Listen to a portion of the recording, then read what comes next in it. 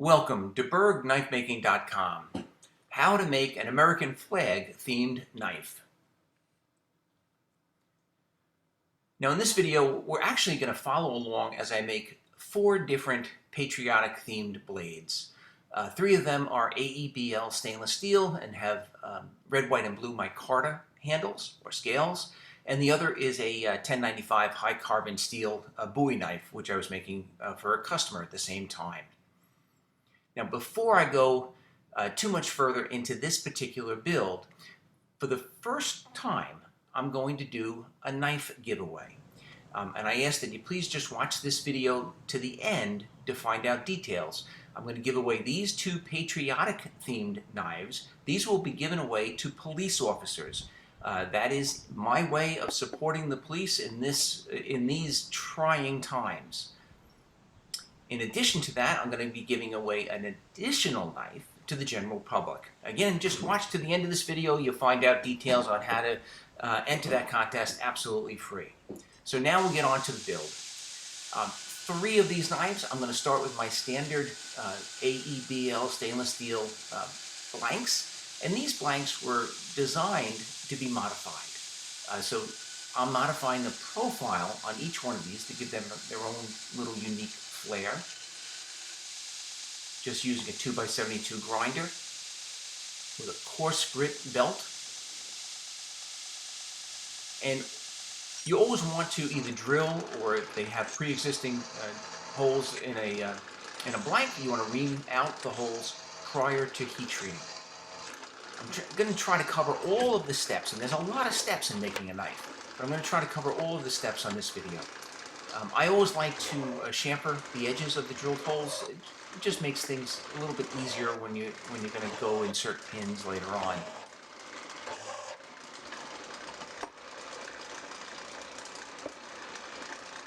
But at the heart of knife making is the ability to grind bevels.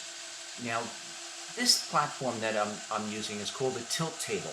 You've seen it on many of my videos. This is a bevel grinding jig that Jason Northgard and I designed, manufacture, and sell. You can set the angle of the tilt table for whatever angle you want on your bevel. And then it's just a matter of holding the blade flat against that table, raising the blade up into contact with the belt, and then while watching a scribed line along the edge, a centerline scribe or railroad track scribed lines on the edge, you just grind away one side until the bevel is finished, until the bevel is usually just a little bit away from your scribed lines. Don't forget, these are going to be the pre-heat treated bevels, so you want to leave a little bit of meat on there so that you can finish them off after heat treating. Now I'm using a coarse grit belt. I'm using a 60 grit belt on these. You don't have a tremendous amount of material to remove, and I find that if you use a 36, those deep groove marks are just really hard to get rid of at the end. A couple of additional views. So this is what you'd look down on. If you look real close, I have 2 scribed lines on the edge called railroad tracks. Those are parallel lines that mark the center of the blade. And what I'm doing is I'm grinding to one side of one of those lines. And if I do that nice and uniformly, the end result will be a nice even bevel that follows the curvature of the blade. All right, the next step is I'm going to surface grind these knives, and these blades are going to be etched. The blades themselves are going to have a full blade etching. So I don't really have to go to my surface grinding machine. I'm just going to use a magnet on the flat surface of flat platen. The main purpose there is to make sure the handle area is flat. I'm also going to use my touch mark and hammer in my logo. Notice that I hammered it very deep. I hit it kind of hard. And that's because it has to survive the post-heat treat cleanup as well as the etching process.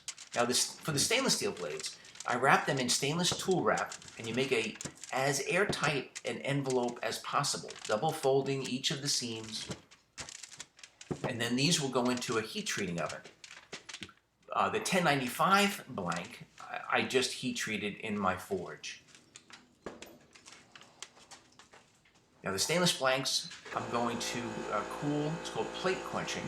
I sandwich them in between two aluminum tubes, rectangular tubes, and then I clamp them down nice and tight, and then I blow compressed air all around or through the groove to cool down that material as quickly as possible. The plates really prevent any warping to that blade, so it's a very nice system. A lot of people will use solid aluminum. There's no problem with that at all. It works really well. I happened to find some tubing in Jason's scrap bin, and that's what I use. And I justify it because I can blow air through the tube as well as onto the blank. So I find I can just cool the blade off a little bit faster using the tubing. So I cut the blades out of that stainless tool wrap just with tin snips. I can continue to blow some compressed air on it until it's cool enough to touch. So these are the 4 blades that we're working on. That top one is 1095 high carbon. I added bolsters to that. I'm not going to talk about bolsters today, or I'm not going to show the process. The other 3 from top to bottom are the stainless, and the bottom one is a separate knife that's not a patriotic build. It's just a neck knife for a customer. So after heat treating, I'm going to do the post-heat treat cleanup. I'm going to go back and surface grind that handle area, make sure that that's perfectly flat so that I don't have any gaps when I'm gluing on my handle material. I'm then going to use a self-adhesive vinyl to create the star pattern. Now I cut these stars out with a vinyl cutting machine called a Silhouette Cameo. It's a craft machine. I think mine was about $150. Well worth it. You can do all sorts of little etching process, etchings with it.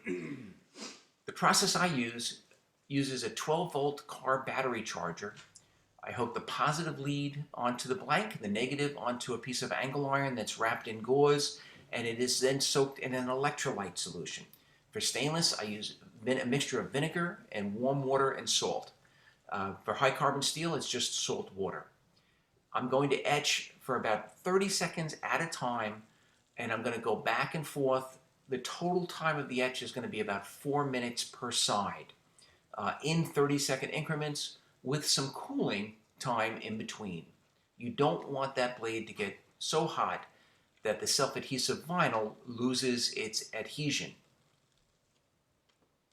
So this process takes a little while. Because I'm doing a few blades at the same time, as I'm etching the second blade, the first blade has a chance to cool.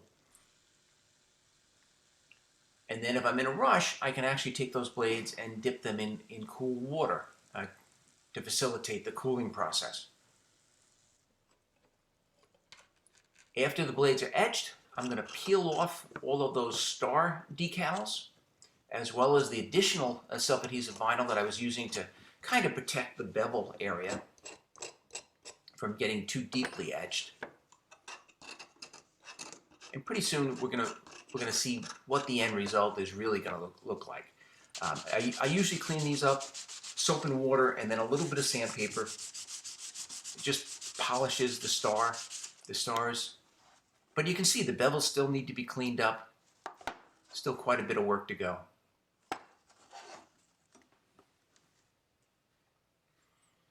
Now, if you notice, the stars were already on the high carbon steel blank.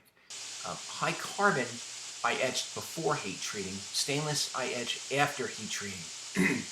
The high carbon, I find that I get a darker result doing it before, and with the stainless it doesn't matter, so I do it after. So the post-heat treating cleanup on the bevels, I just go right back to that tilt table bevel grinding jig, and the beauty of it is I haven't changed the angle.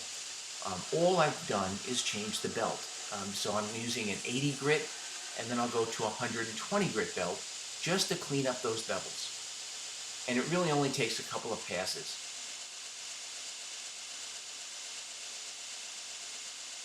Now I'm going to move on to the handles. So for one of these knives, I had scales that were made by Brad Hunt. For the rest of them, for the other 3, I made my own red, white, and blue micarta. And I'm just using colored paper, fiberglass resin, which I got down at the local Home Depot. If you want, look at the setup that I've got. It's on a board, a little cardboard on the right-hand side.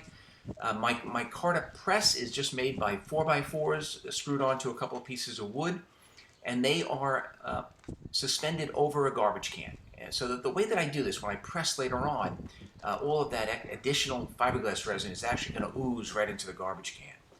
I coat both sides of the paper, and I put it into the press. The press has been coated with parchment paper so that nothing sticks to it.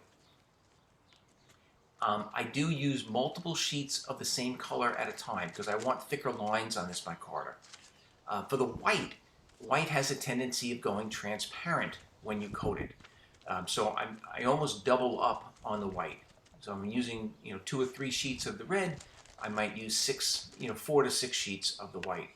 Notice I have 2 pairs of gloves on. So my left hand was my dirty hand. The right hand I really just held the glove.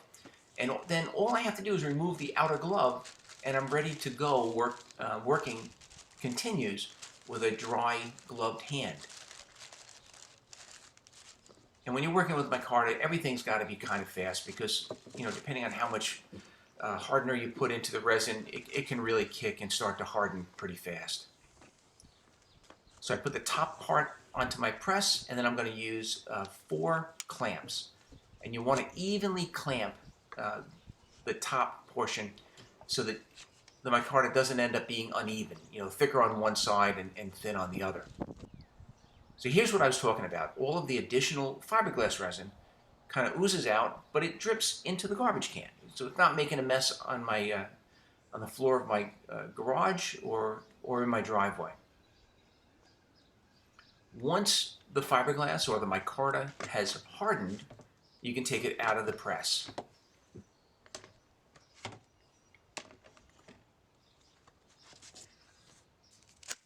And fortunately, it doesn't usually stick to the parchment paper.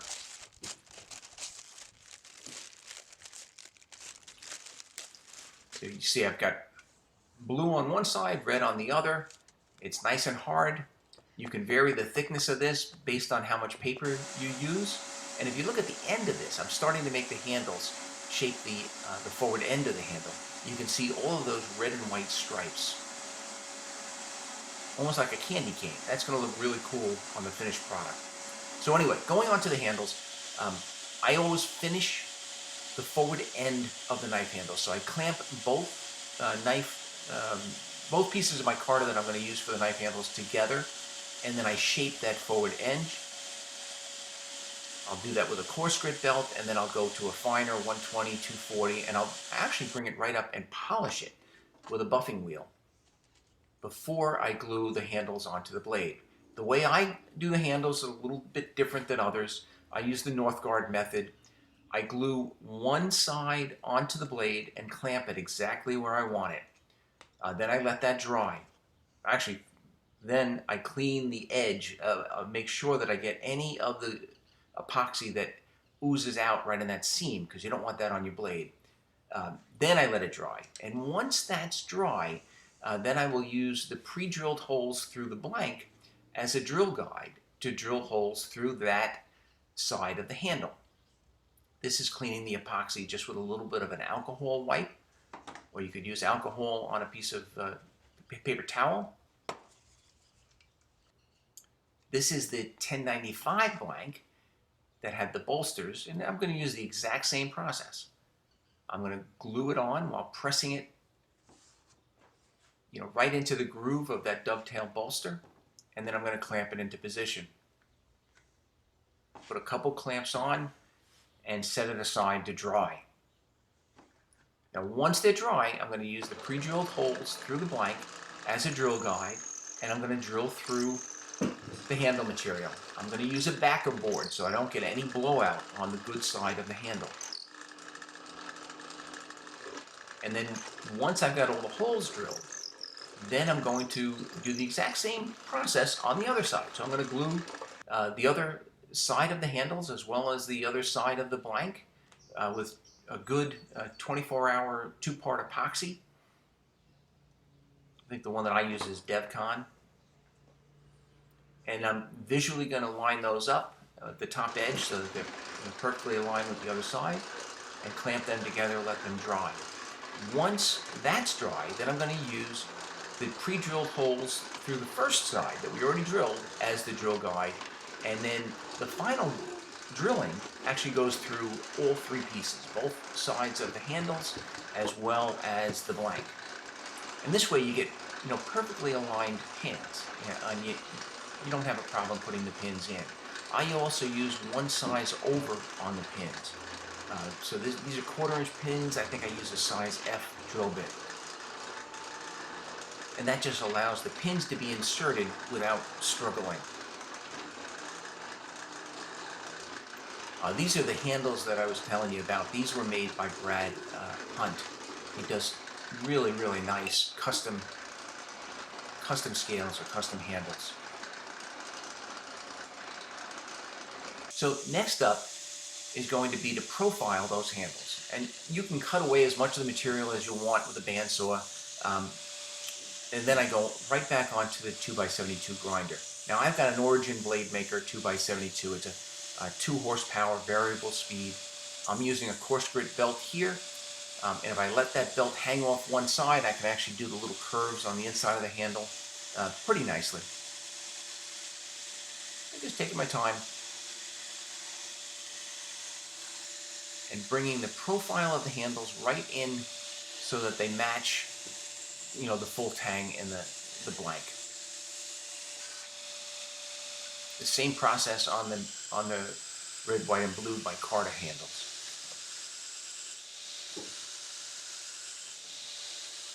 A lot of people don't realize just how many steps there are in creating some of these, custom knives.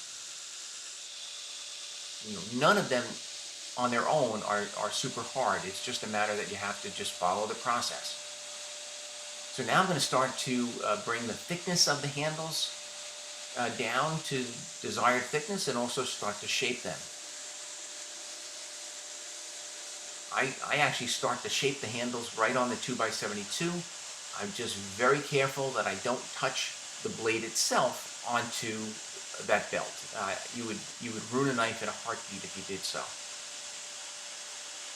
So far, I've been lucky. But I keep a really close eye on it.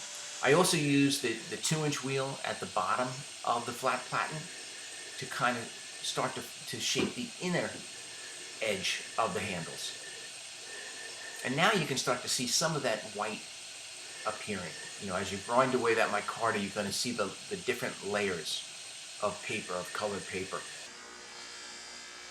I buff some of these on a felt buffing felt buffing belt on the 2x72, and then I went over to a buffing wheel, and I am using compound.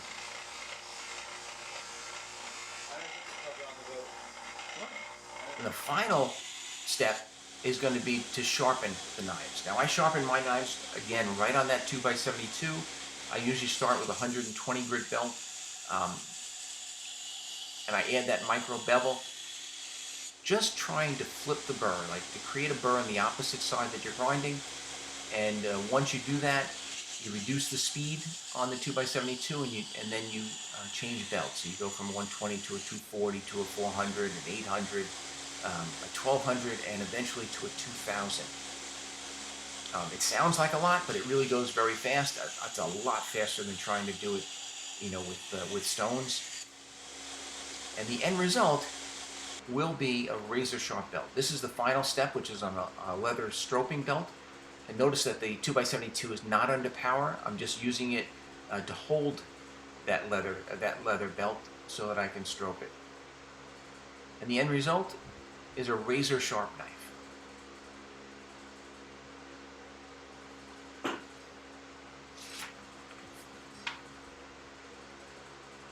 And these are the 3 patriotic or American flag themed knives with the micarta scales. This is the 1095 high carbon blade that I made for a customer. Closer look at the handles by Brad Hunt. And then the contest that I mentioned before. So if you are a police officer, I would like to give you away one of these, or I'm actually going to give away 2 to police officers, these patriotic blades. All you have to do is 4 things. You have to like the video, subscribe to this channel, comment, and share this video. The comment, if you are a police officer, should just read, "I support the police." And that's all you have to do. Then you're entered. I will pick a number at random once I get 25 shares, and then I will give away both of these blades. Tommy Burgess from down in Florida has agreed to make a custom leather sheath for each that will also be given away. For the rest of us that are not police officers, I have another giveaway, the different knife. I'll show you in a minute. It comes with a sheath. It is a AEBL stainless steel knife with custom scales, with an etched blade, razor sharp. And all you have to do to enter the contest to win this knife is, again, 4 things: like, subscribe, comment, and share. This time, you're just going to comment, "Please enter the contest." Of course, you can include other comments in the same comment. You could say, "I like the video, please enter me in the contest." I would love to hear that. But that's what you have to do. You just have to like, subscribe, comment, and also don't forget to share. I will pick a number at random and let you know who wins. I hope you enjoyed the video. If you did, please leave a comment and subscribe. By all means, check us out on the web at bergknifemaking.com or join us on our Facebook group, Knives and Knife Making. Also, check out the book, the how-to book that Jason Northgard and I put out last year called Introduction to Knife Making, and you can find that on my website or on Amazon.com. Thank you very much.